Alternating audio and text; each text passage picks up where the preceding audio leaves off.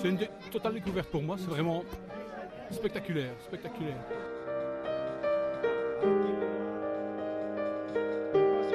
Ah non, je connaissais pas du tout, c'est assez impressionnant.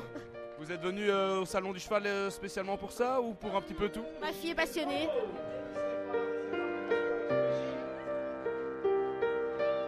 Ce qui t'impressionne dans le horseball? Les techniques.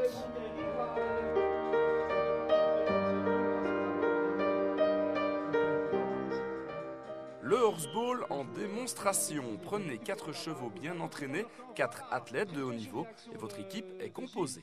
Le jeu consiste à effectuer par équipe 3 passes entre 3 joueurs différents avant de pouvoir marquer un but.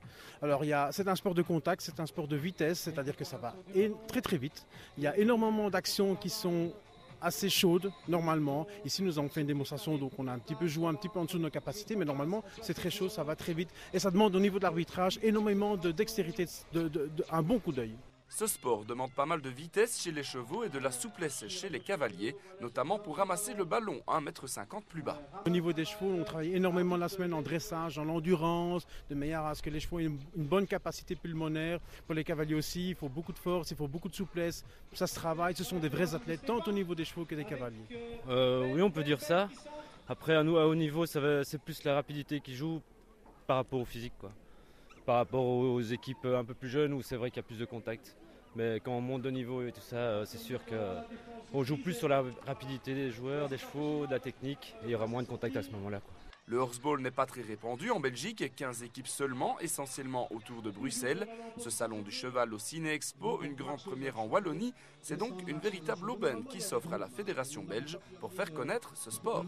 Oui, c'est clair, surtout qu'ici vous avez à la fois un public de connaisseurs, donc un public cavalier, un public plus néophyte, donc c'est très intéressant pour surtout montrer aux jeunes ce que c'est que le horseball, essayer de montrer que le horseball n'est pas un sport trop dur, c'est un sport qui est fait pour le respect des chevaux. Et essayer d'avoir plusieurs équipes, plusieurs jeunes joueurs qui vont venir regonfler nos équipes. Alors comment vous êtes-vous lancé dans ce sport? Eh bien, ça fait très longtemps. J'ai démarré en fait avec le sport ici en Belgique. Et ça fait maintenant une vingtaine d'années que je joue. J'ai commencé en poney.